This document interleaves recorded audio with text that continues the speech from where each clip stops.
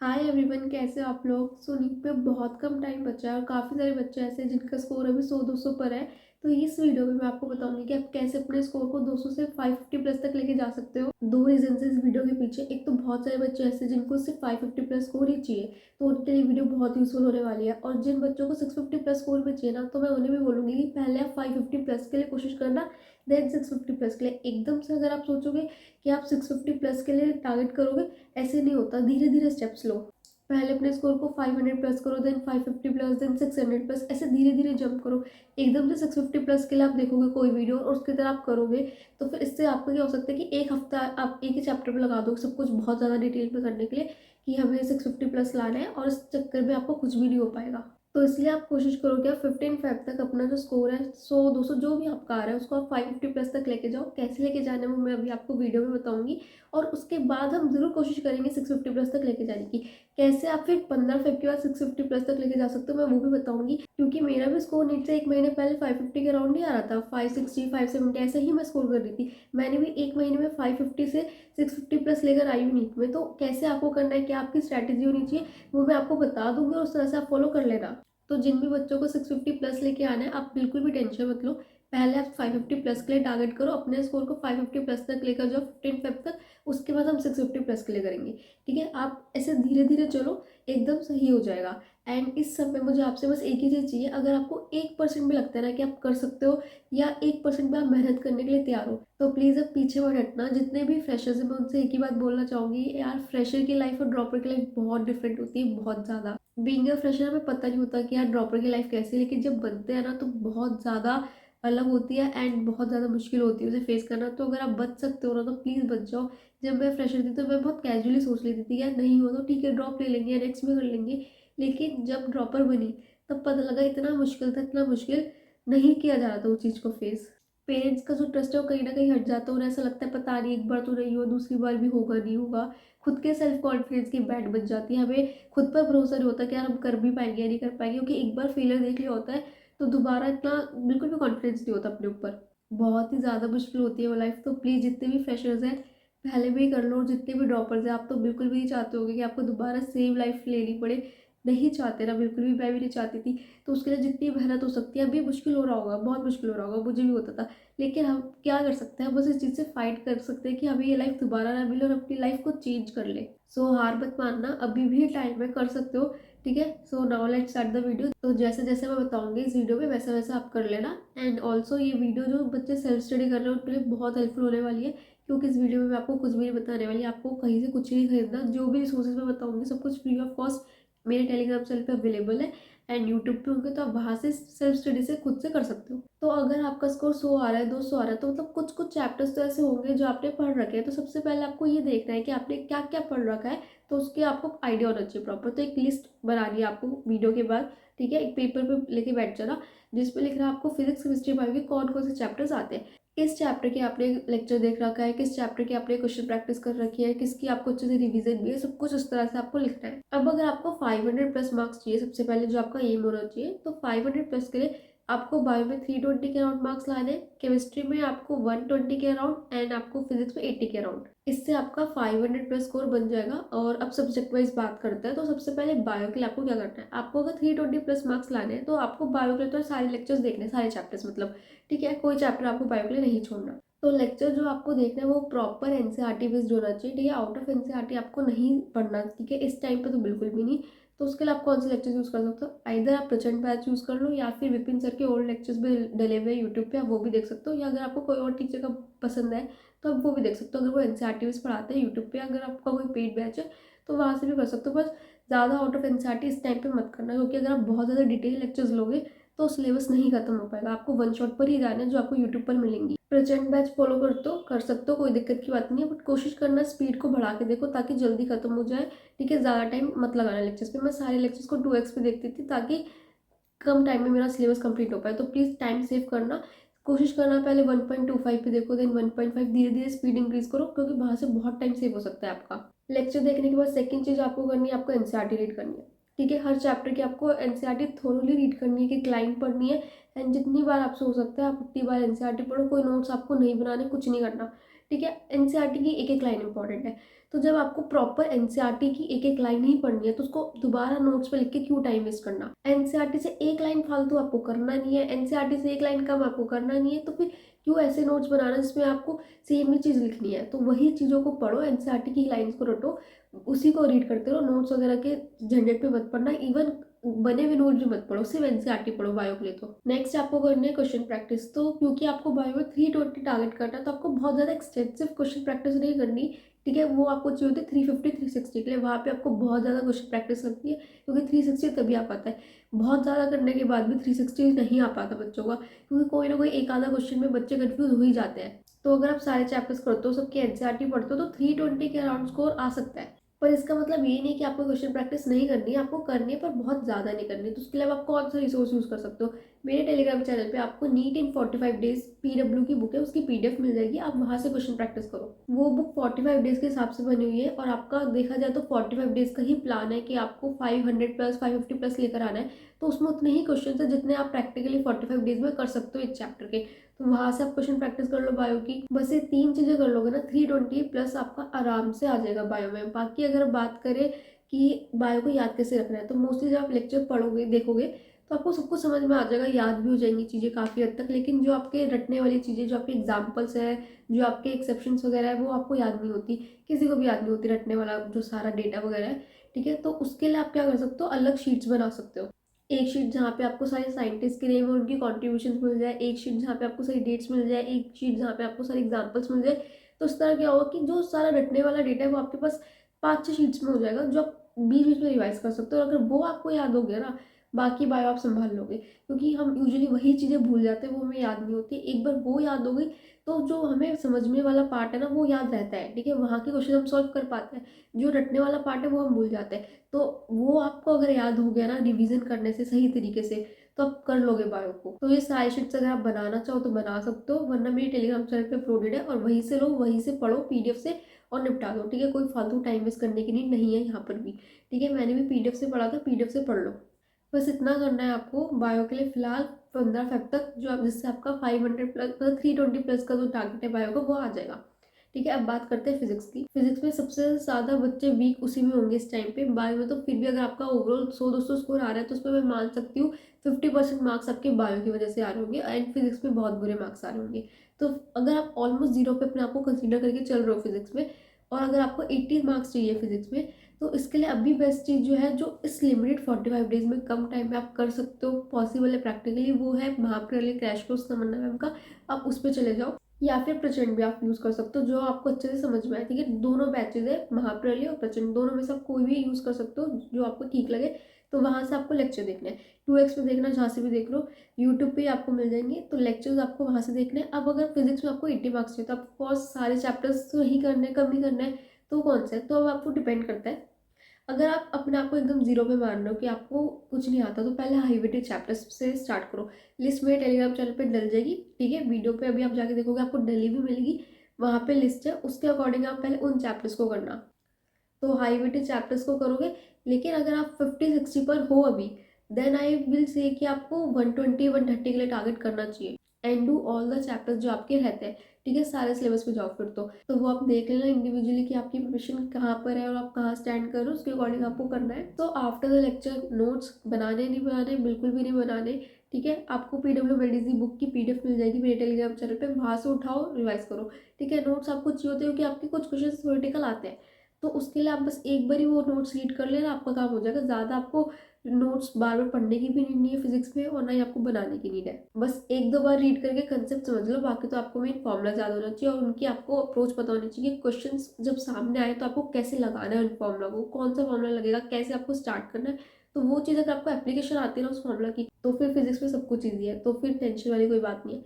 तो formula sheets आपको बनानी है, अगर बना रहे हो साथ साथ बना लो, लेक्चर की कोई लंबी चीज़ नहीं है, ठीक है। जैसे ही कोई फॉर्मूला है पेपर पे लिख दो, तो लेक्चर के एंड तक आपकी फॉर्मूला शीट तैयार हो जाएगी। लेकिन अगर फिर भी नहीं बनानी खुद से, तो बनी बनाई मेरे टेलीग्राम पे अपलोडेड है, ले लो और पढ़ लो। बस आपको पढ़ने पे फोकस करना चाहिए, जैसे मर्जी पढ़ो, बस पढ़ लो। एंड अगर आपको ये है कि फॉर्मूलाज याद ही नहीं हो रहे, then trust me, the best way of learning formulas, या फिर अगर केमिस्ट्री की बात करेंगे जब, तो ऑर्गेनिक के रिएक्शंस वगैरह, इस क्वेश्चन प्रैक्टिस, और कोई वे नहीं है। जब आप क्वेश्चन प्रैक्टिस करते हो, एक फॉर्मूला के ऊपर आप 5-6 क्वेश्चन सॉल्व करोगे लगातार लाइन से, उस फॉर्मूले को आप 5-6 बार लिखोगे, वो ऑटोमेटिकली आपको याद हो जाएगा।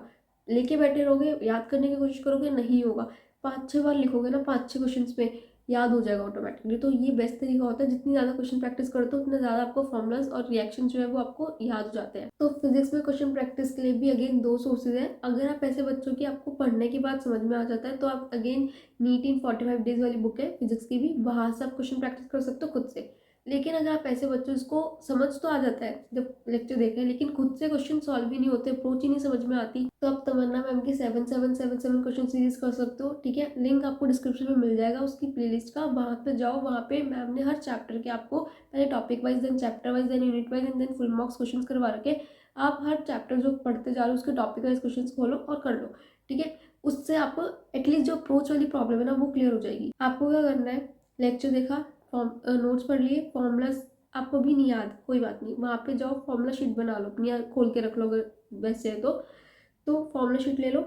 अब आपको क्या करना है, आपने गए 7777 क्वेश्चन सीरीज पे, आपने वीडियो स्टार्ट करी, क्वेश्चन आया, पहले खुद से ट्राई करो, क्या आपको लगता है, पढ़ के आ रहे हो, लेक्चर देखा है, कुछ तो समझ में आ रहा होगा कैसे करना है। जो भी सही गलत मत देखो, बस जो लग रहा है लगा के देखो, फॉर्मूलाज आपके आगे, जिस तरह से हो सकता है करो। सही आंसर आ गया, सही हो गया, तो आपको समझ में आएगा कि आप सही जा रहे हो। नहीं आया, कहीं अटक रहे हो, देन स्टार्ट करो वीडियो को, देखो कि क्यों नहीं हो रहा, क्या गलती कर रहे थे। उससे क्या होगा कि आपको अपनी गलती पता रहेगी। अगर आप उसको ऐसे लेक्चर की तरह देखोगे ना उस सीरीज को, तो फिर वो लेक्चर ही बन गया, फिर क्या फ़र्क रहा, वो क्वेश्चन प्रैक्टिस तो हुई नहीं, वो फिर आपने तो एक लेक्चर देख लिया। आपको क्वेश्चन प्रैक्टिस की तरह उसे यूज़ करना है। तो लेक्चर आप पहले देख रहे हो, वहाँ पे लेक्चर में भी क्वेश्चन करवाए गए हैं, वो आपने सिर्फ देखे है, समझे है। अब आपको समझना नहीं है, अब आपको क्वेश्चन प्रैक्टिस की तरह यूज़ करनी है। तो there is a difference between the both. ऐसे नहीं कि दोनों यूट्यूब पे तो लेक्चर की तरह चला दी दोनों, नहीं। लेक्चर के टाइम पे लेक्चर है, अब क्वेश्चन प्रैक्टिस कर लो तो पेपर पेन हर कोई लेकर बैठेगा। हो रहा है तो बहुत अच्छी बात है, नहीं हो रहा तो कोई दिक्कत की बात नहीं है। टेंशन नहीं लेने की, डिमोटिवेशन मत ले लेना इससे कि नहीं हो रहा हमसे, तो कोई दिक्कत की बात नहीं। अब नहीं आ रही ना, ये बहुत समझनी है, वही तो समझनी है। चालू करो, देखो कि क्यों अटक रहे हो, कहाँ गलती हो रही है, क्या गलती कर दी आपने, कोई सिली मिस्टेक हो गई है, कोई आपको कंसेप्ट में दिक्कत आई है, या फॉर्मूला गलत लगा दिया, तो जो भी दिक्कत है वो देखो। इससे क्या होगा, आपकी जो गलती आपको पता लगेगी ना, वो आप आगे दोबारा किसी और क्वेश्चन में नहीं करोगे। उसके फिर दूसरा क्वेश्चन आएगा, वो ट्राई करना, कोशिश करना, वो जो गलती हुई है वो आप सीख जाओगे, वो नहीं करोगे। तो इस तरह आपको अप्रोच समझ में आएगी धीरे धीरे। इससे आपकी जो वो है ना, कि आप जो गलतियाँ करते हो क्वेश्चन के टाइम पे, वो आपको पता लगेगी कि आज मैं ये गलती कर रहा हूँ और ये क्यों हो रही है, ये नहीं होनी। फिर वो आपका अप्रोच आपको क्लियर हो जाएगी। इसी तरह से मैंने अपनी फिजिक्स इंप्रूव करी है इस सीरीज से। तो आपको यही सीरीज यूज़ करनी है अगर आपको अप्रोच वाली दिक्कत है तो। और अगर आप सारे चैप्टर्स की लेक्चर देख के फॉर्मूला अच्छे से याद करके सीरीज कर लेते हो ना, 100+ मार्क्स के लिए इनफ है, इतना बिल्कुल इनफ है। उससे ऊपर जाने के लिए आपको और थोड़ी सी मेहनत लगेगी, जो मैंने भी करी थी। तो वो करेंगे 15 की बात करेंगे। पहले आप इतना कर लो, अगर आपने सारे चैप्टर्स का इतना भी कर लिया ना, आपने बहुत कर लिया। मतलब अगर आप सारे चैप्टर्स के लेक्चर्स देखकर और साथ साथ ही सीरीज कर लेते हो ना, तो मुझे लगेगा कि आप सीरियस होकर प्रिपरेशन कर रहे हो और आप राइट ट्रैक पे जा रहे हो। ठीक है, इसके बाद इतना कर लो कि 100+ के अराउंड आपके मार्क्स आने लगेंगे, क्योंकि आपको कंसेप्ट पता है, फॉर्मूलाज पता है। आपके 50-60 मार्क्स के क्वेश्चन तो इतने ही होते हैं, सिर्फ फॉर्मूला पुट कर आंसर आ गया। थोड़े मीडियम लेवल के क्वेश्चन जो है वो आपको सीरीज से बहुत हेल्प हो जाएंगे। आपको थोड़ा सा ट्रिकी होता है कि हमें अप्रोच समझ नहीं आती, वो आ जाएगी, वो भी कर पाओगे। फिर थोड़ा सा आपको लेवल हाई करना होगा, जो आपकी कमी होगी आपको उसे इम्प्रूव करना होगा। जो फिर कैसे करना है मैं उसमें बताऊंगी, कि आपको मॉक टेस्ट को कैसे एनालाइज करना है, जहाँ से आपको गलती देख के फिर कहाँ से क्वेश्चन सॉल्व करना है, कैसे इंप्रूव करना है, फिर वो दूसरी चीज़ है। तो फिर वहाँ से हम कोशिश करेंगे कि 130+ तक हम पहुँच जाए फिजिक्स में। So this was all about physics. Now let's come to chemistry. Chemistry आपका वही बायो फिजिक्स की तरह ही सब कुछ सेम रहेगा। ठीक है, थोड़ा बहुत बायो से मिलता जुलता है, थोड़ा बहुत फिजिक्स से। तो सबसे पहले तो आपको लेक्चर्स देखने हैं। ठीक है, उसके लिए अगेन आप प्रचंड बैच फॉलो कर सकते हो, या फिर आप नीतीश सर के वन शॉट देख सकते हो, उम्मीद बैच देख सकते हो, जहाँ से देखना है वहाँ से देख सकते हो। ठीक है, और 2x पे देखने की कोशिश करना। देन आती है नोट्स की, तो नोट्स आपको गेन नहीं बनाने, आप एनसीईआरटी रीड कर सकते हो। अगर आपको एनसीईआरटी रीड करने में टाइम लग रहा है, आपको आलस आ रहा है, नहीं मन, तो आप PW मेडिस की बुक जो है पंकज सर की केमिस्ट्री की, आप वो वहाँ से भी कर सकते हो नोट्स। ठीक है, वहाँ पे आपको सारे नोट्स अच्छे से लिखे हुए हैं, उस बुक से भी आप नोट्स की रीडिंग कर सकते हो। तो दोनों ऑप्शंस आपके पास है, जहाँ से आपको ठीक लगे। इसके बाद बात आती है फॉर्मूला शीट्स वगैरह की, जो आपको बनानी है। फिजिकल में आपको फॉर्मूला शीट्स बनानी है, ऑर्गेनिक में रिएक्शन शीट्स, एंड इनऑर्गेनिक में एक्सेप्शन शीट्स। मेनली आपका यही है। अगर आप केमिस्ट्री का पेपर देखोगे ना, तो मेजॉरिटी क्वेश्चन जो फिजिकल केमिस्ट्री के आ रहे हैं वो आपके फॉर्मूलाज के ऊपर है। ऑर्गेनिक केमिस्ट्री में रिएक्शंस पूछे गए डायरेक्ट, एंड इनऑर्गेनिक में आपके एक्सेप्शन पूछी गई। यही 3 चीज़ें याद नहीं होती। अगर आपको ये अच्छे से याद हो गई ना तो बाकी सब आप अच्छे से कर लोगे, क्वेश्चन में फिर कोई दिक्कत नहीं है। और ये तीनों चीज़ें आपको सिर्फ क्वेश्चन प्रैक्टिस से ही याद हो सकती है और कोई ऑप्शन नहीं है। ठीक है, रिवीजन करो रेगुलरली, वो एक तरीका है, बट जितना ज़्यादा क्वेश्चन सॉल्व करोगे ना उतनी ज़्यादा अच्छे से याद होती है।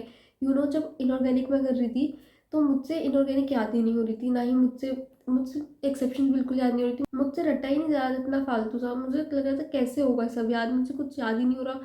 तो फिर जब मुझे रियलाइज हुआ कि यार क्वेश्चन से ही याद होगा। ठीक है, मेरे को क्वेश्चन बैंक मिला जहाँ पे इनऑर्गेनिक केमिस्ट्री के लाइन बाय लाइन क्वेश्चन थे, मैंने वो करे सारे। उससे क्या हुआ, जब मैंने हर लाइन के ऊपर क्वेश्चन करा ना तो मुझे चीज़ याद हो गई। ठीक है, आपको क्या लगता है, जब पता है क्या होता है, अगर इनऑर्गेनिक का आपने कोई चैप्टर पढ़ा है, ठीक है, आपको पढ़ने के बाद ऐसा लगेगा कि यार मुझे कुछ भी नहीं आता, मैं सब कुछ भूल रहा हूँ। ठीक है, ये आपको इनऑर्गेनिक नहीं है, मैं एक जनरल बात बता रही हूँ अभी। इवन एग्जाम से पहले, मॉक टेस्ट से पहले, जब भी आपको ऐसा लगता है कि यार पढ़ा तो है पर कुछ याद नहीं आ रहा, हम सब कुछ भूल रहे हैं, इसका रीज़न पता है क्या है? क्योंकि जब हम एग्ज़ाम से पहले या किसी भी चीज़ से पहले हम सोचते हैं कि हम जैसे मान लो अगर आप नीट से पहले एक दिन की पहले बात करें तो आपको लगेगा कि यार मुझे कुछ याद नहीं आ रहा नीट से पहले, मुझे भी ऐसा लग रहा था। रीज़न बीइंग इज़ कि हम उस वक्त ना पूरा सिलेबस याद करने की कोशिश कर रहे हैं एक ही टाइम पे, कि एक साथ हमारे दिमाग में सारा सिलेबस आ जाए, which is practically not possible. लेकिन जब हम क्वेश्चन करते हैं एग्जाम में तब हमसे क्वेश्चन हो जाते हैं, क्योंकि उस टाइम पे हमारा ब्रेन जो है वो सिर्फ एक पर्टिकुलर क्वेश्चन का आंसर पे फोकस कर रहा है, वो उसी पॉइंट, उसी चैप्टर के उसी टॉपिक पर फोकस कर रहा है, तो हमें याद आ जाती है चीज़। तो यही रीज़न है, जब इनऑर्गेनिक का कोई चैप्टर पढ़ोगे ना तो ऐसा लगेगा कि यार कुछ भी नहीं आता, कुछ भी नहीं आता, सब कुछ भूल गए। लेकिन उसके बाद जब आप, क्योंकि पता क्या है, उस टाइम पे आप पूरा चैप्टर रिवाइज करने की कोशिश करो, वो नहीं आएगा याद। लेकिन जब हम क्वेश्चन सॉल्व करेंगे तब हम पर्टिकुलर एक चीज़ के ऊपर सोचेंगे, तब हमें पता लगेगा कि हमें कौन कौन सी चीज़ें जो हमें याद हो चुकी है और कौन सी चीज़ें जो हम भूल रहे हैं, जो हम डिफ्रेंशिएट नहीं कर पाते। इनऑर्गेनिक में आपको 2-3 बार टाइम देना है। एक बार अच्छे से नोट्स को पढ़ लो, एनसीईआरटी इनफ है यार, उसके लिए मैं कहूँगी आप मैडी की बुक भी छोड़ो, सिर्फ एनसीईआरटी कर लो। ठीक है, एनसीईआरटी से बाहर आपको कुछ नहीं जाने वाला।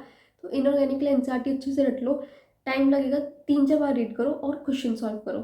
ठीक है, इनऑर्गेनिक में मैं बोलूँगी line by line question solve करो। बायो में मैंने ऐसा नहीं बोला था, बिकॉज बायो मुझे पता है कि बायो सबकी स्ट्रॉन्ग होती है मोस्टली और हमें याद रहती है काफ़ी लंबे टाइम तक, लेकिन इनऑर्गेनिक पूरी रटने वाली है और वो आप भूलोगे, 100% भूलोगे। तो उसके लिए अगर आप एक बार ही line by line question solve कर लोगे ना तो आपके दो बेनिफिट्स होंगे। एक तो आपको पता रहेगा कि पूरे चैप्टर में से कौन कौन सी चीज़ें जो आपको याद है और कौन सी चीज़ें जो आप रीड करने के बाद भूल गए हो। ठीक है, फर्स्ट थिंग। दूसरी चीज़, जो आप चीज़ें भूल गए हो ना वो आपको ज़्यादा लंबे टाइम तक याद रहेगी, क्योंकि वो आपने क्वेश्चन से अब सीख ली, आपको पता लग गया यार अच्छा ये इसका आंसर ये था, मैंने ये कर दिया। तो चीज़ अब एज अ क्वेश्चन की तरह सॉल्व करने की वजह से वो आपको लंबे टाइम तक याद रहेगी।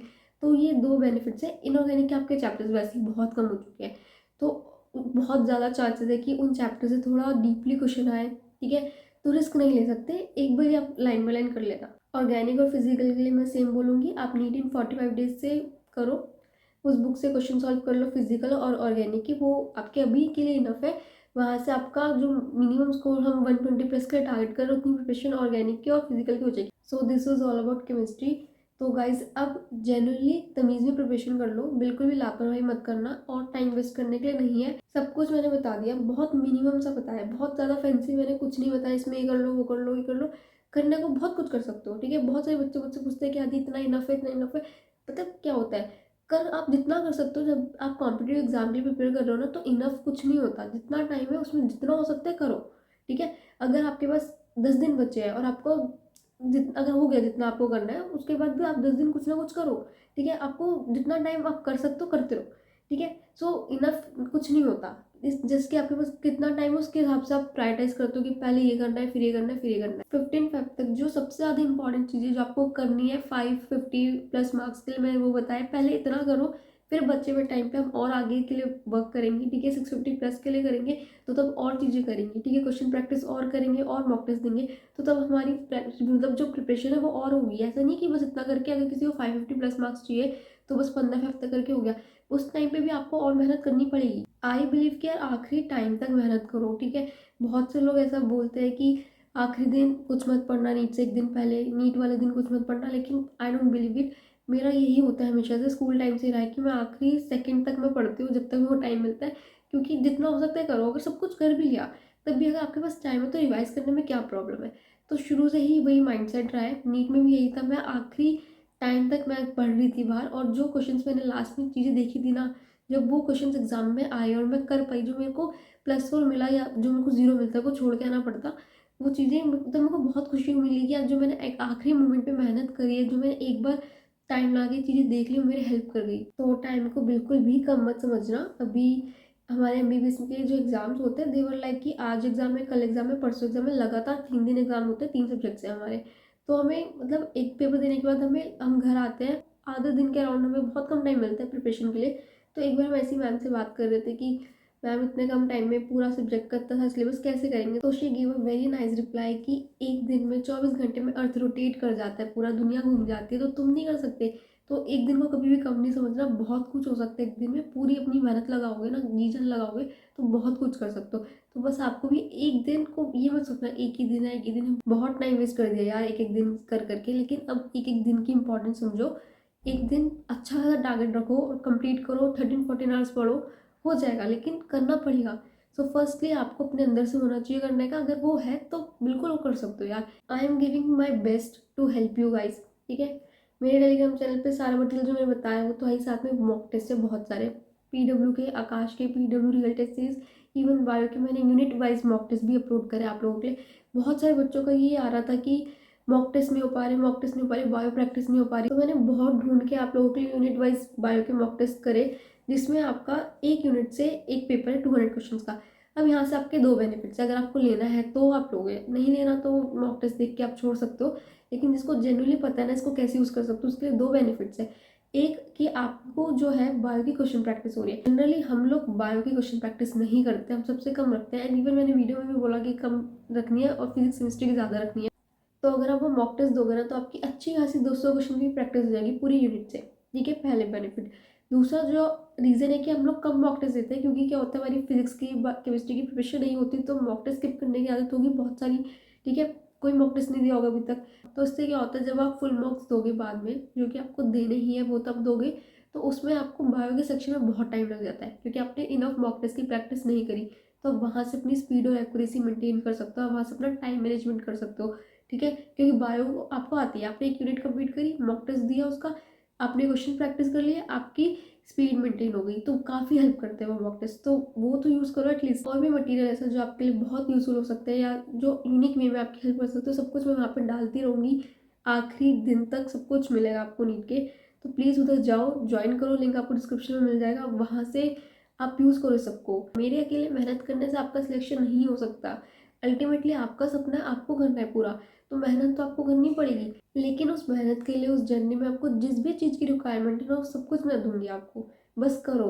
ऑल आई वॉन्ट की करो, आपको बस वो एक टेलीग्राम चैनल ज्वाइन करना है, वहाँ पे आपको सब कुछ मिलेगा ऑल इन वन। जितने भी 100 टेलीग्राम चैनल होंगे मैं ज्वाइन करूँगी, मैं सारा मटेरियल ढूंढ के वहाँ पे डालूंगी। सो बस आप करो, ठीक है, कोई भी चीज़ की दिक्कत नहीं होने वाली। मॉक टेस्ट का भी मैं अभी ये बोलूँगी कि आपका 550 प्लस का टारगेट है अभी, ठीक है, बट उसके अलावा आप बीच बीच में पार्ट टेस्ट देते रहना। So that's all for the video. I hope कि अगर आपको वीडियो पसंद आई हो तो प्लीज़ लाइक कर देना, चैनल पे नए हो तो सब्सक्राइब कर देना, ठीक है। सब्सक्राइब करते हो तो मेरे को बहुत मोटिवेशन मिलता है उससे, ठीक है। आपका सब्सक्राइब मेरी मोटिवेशन है आप लोगों के लिए आगे और करने के लिए। सो प्लीज़ सब्सक्राइब कर देना, एंड अगर रेडी हो तो हार्ट डाल देना, चैलेंज एक्सेप्टेड लिख देना, कुछ भी कर देना, ताकि मुझे पता है कि you guys are ready with me, ठीक है। टेलीग्राम चैनल ज्वाइन कर लेना, ठीक है, सारी अपडेट्स आपको वहीं पे मिलती है। और अगर आपको किसी और चीज़ पे डाउट हो, ठीक है, कुछ भी आपको पूछना हो तो आप कमेंट में पूछ सकते हो, कोई और टॉपिक पे वीडियो चाहिए, कोई भी दिक्कत आ रही है तो मुझे बता देना, ठीक है। And thank you so much guys for watching my video, all the best guys for NEET preparation.